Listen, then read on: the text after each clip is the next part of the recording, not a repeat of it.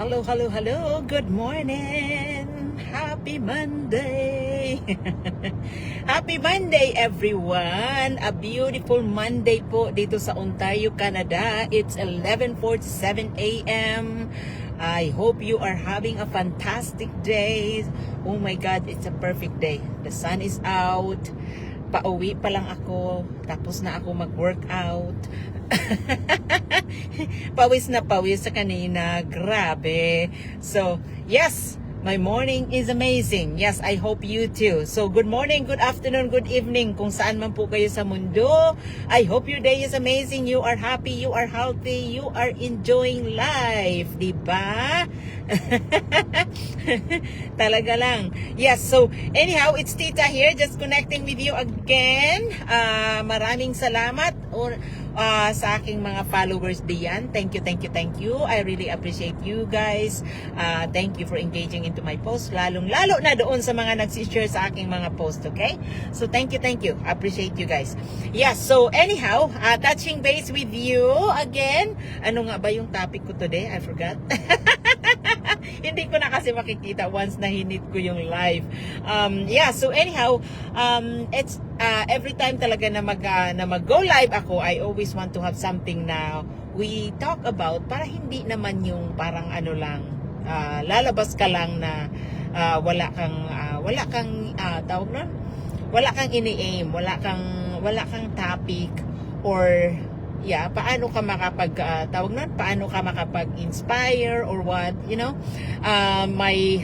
Because my goal is to inspire you guys to educate and yeah, so hopefully na makapagbigay ako ng value sa buhay nyo. Yes. So anyhow, ang topic ko po today ay okay, I think I remember it. If you need more money tomorrow in a few years, would working hard or working harder be the only option that you can see? Diba? So, kasi most people talaga is, yung mga topic ko guys is inspired yan sa aking mga conversation sa mga tao na nagre-reach out sa akin every single day. Because yes, every single day marami ako nakakausap, nagtatanong sa akin regarding my online business, okay? So, kaya ako nagsushow up online because I have an online business na talagang sinishare ko sa inyo, okay? Because it helps me and I am hoping na it can help you as well, okay? So, yeah. So, anyhow, kaya ko sinabi diyan, so what would be, you think, the best option for you to do para to make your goal happen? If you need more money tomorrow or in a few years, so let's say if you have your kids are going to university, of course you will need more money, right? To send your kids to the university, and with the rising cost, it's not a question anymore. Having an extra income, it's not optional anymore. It's a necessity talaga. Yeah, so yes, so it's a necessity, okay? Yeah, but anyhow, yeah, so yan yung ano ko, kaya nilagay ko dyan because mostly of the people that I talk to, pag nakita nila yung opportunity, talagang naandoon yung anticipation na yes, nakakatulong sa kanila, yet naandoon yung hesitation, yung doubt sa sarili. Right? Would I make it? What if I will fail? What if what if? Right? Now, if you are doubting yourself, then you're not gonna make it. Right? And anything that we do in life, if we have the doubt, di ba yung progress natin ay mabagal? Right? Hindi tayo mag-i-enjoy. Di ba? Pero, if you are, like, you know, if you're going to ask me, based on my experience talaga, okay? Because, for me, dati pa talaga, kahit na nung nasa high school pa ako, elementary pa ako, naandun na yun sa isip ko, na, kasi nakikita ko right? Na walang yumayaman sa pagiging empleyado. Let's face it. That is the reality. Walang yumayaman. Because, see, when we earn more, so let's say we get a promotion, okay? When we earn more, we tend to increase our ang spending din natin. Yung ating what do you call that one? Yung the way we live, like we tend to upgrade things because of course we get a promotion, malaki-laki na yung sahod, we can afford to do it. And so if you sum it up, you know, even if na lumaki yung sahod mo, even if nag-climb ka na in a corporate ladder, and then in-upgrade mo rin ang iyong status or yung stability mo or yung personality mo, then it will end up the same thing. So, hindi ka pa rin nag-grow financially because lumaki nga yung kita mo, lumaki naman ang spending mo. So, how can you make it happen? Kung in a few years you need more money, you need to send your kids to university. So, how are you gonna save when thank you for my 1 million viewers, when lumaki nga yung kita mo dahil na-promote ka, lumaki naman yung spending mo because in-upgrade mo ang lifestyle mo. Ayan, I found the word. In-upgrade mo ang lifestyle mo. Ang tendency kasi sa atin is when we earn more, we tend to upgrade more in our life too. We upgrade our phone, we upgrade our car, we upgrade our house, we upgrade all of those things. So, ang nangyayari is even na lumaki yung ating sahod, still, our bank account stays the same. Right? Kasi yan yung employee mindset. Diba? Now, if ang mindset natin is pagiging entrepreneur, okay? So, iba yun. Iba. Because we tend to think on how we can grow our business as opposed to how we upgrade our lifestyle. Right? We tend to think how we can change our habit so we can grow our business more, so we can help others more. Diba? So yan yung difference doon. So if you need more money tomorrow or in a few years, what options do you see? Right? What options do you see? Because most people talaga is, I need to have more job. Now, you need to have more job. You need to work more. You need to work harder para mas malaki ang kikitain mo. Now, in a sense, okay, kung wala ka ng time para sa family mo with your regular job right now, how much more you gonna miss out if you are going to pick up more shifts, if you're going to pick up more part-time jobs. See? So, hindi pa rin balance yun. Okay?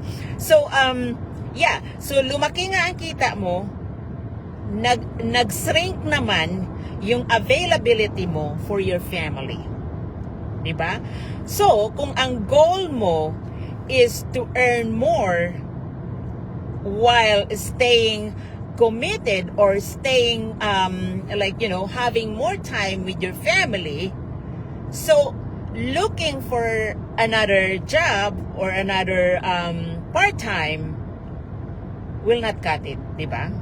Whereas if you think that you need more money in a few years and you start a business, your own business right now, it will be a different story.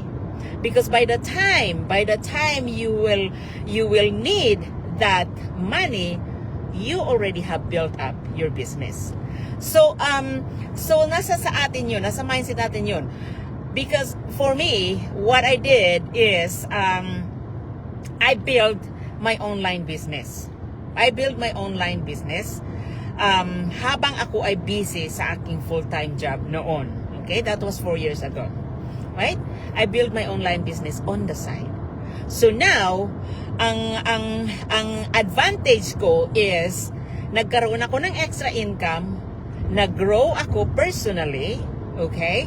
I am loving what I'm doing, at nagkaroon ako ng maraming time sa anak ko.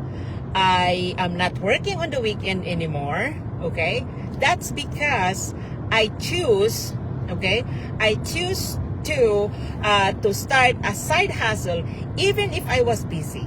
Even if I did not know what I'm going to walk into, even if I didn't have the money to start the business, even if wala akong experience, I still started it. Even if I was skeptical, even if I was scared, I still did it. See?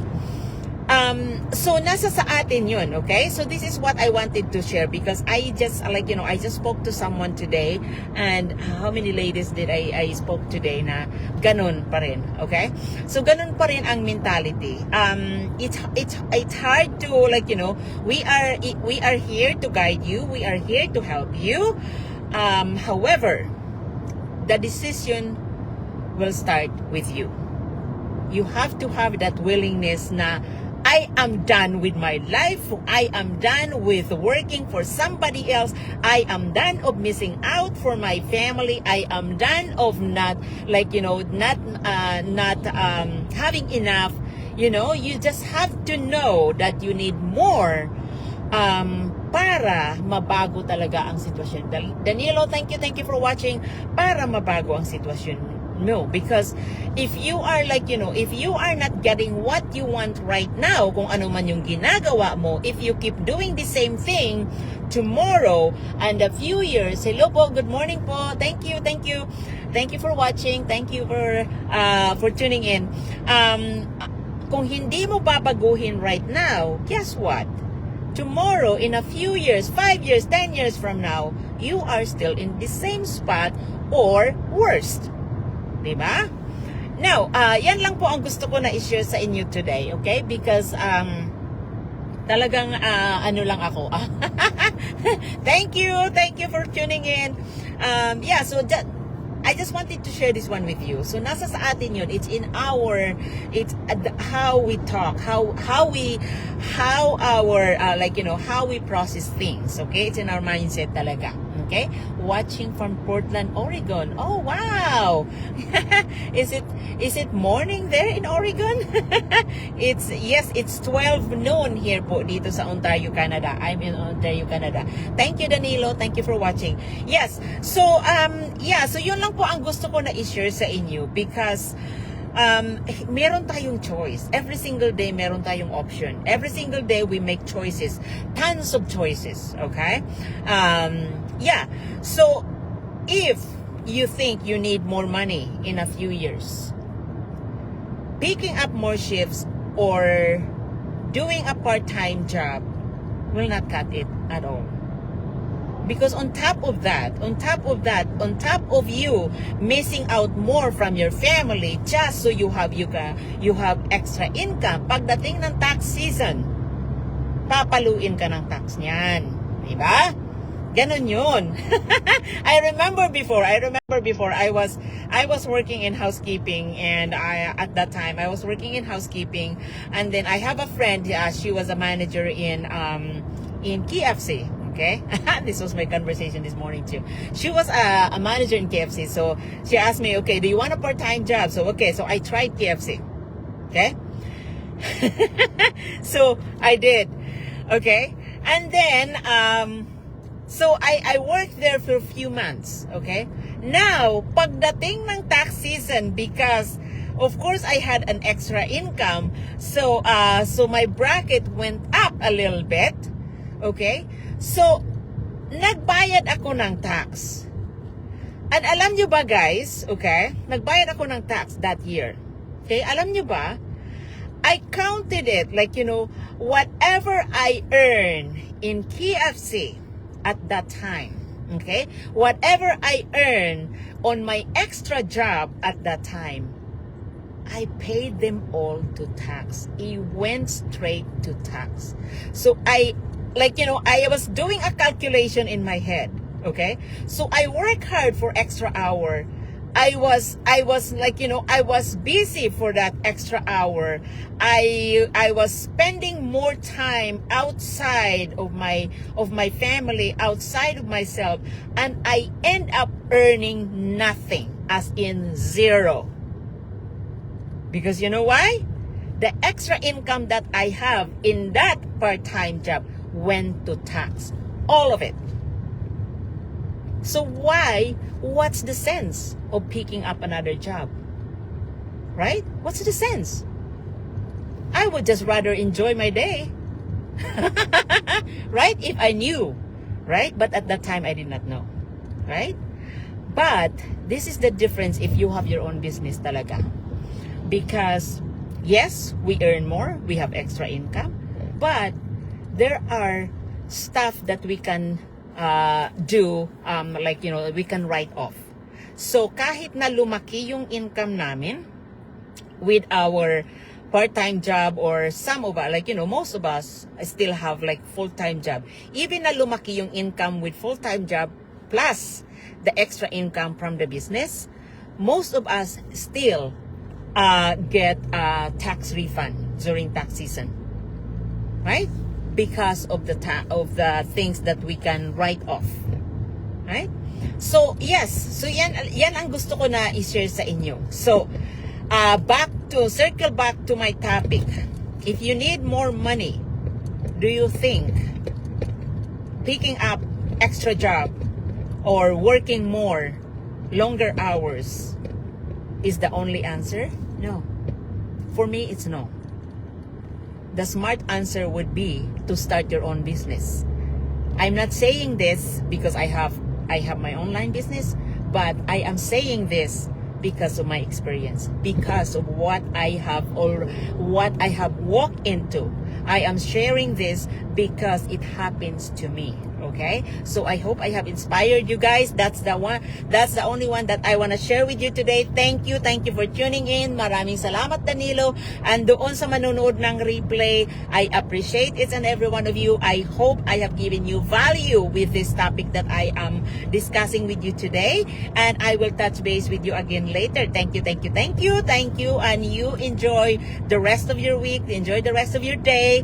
God bless everyone. Thank you.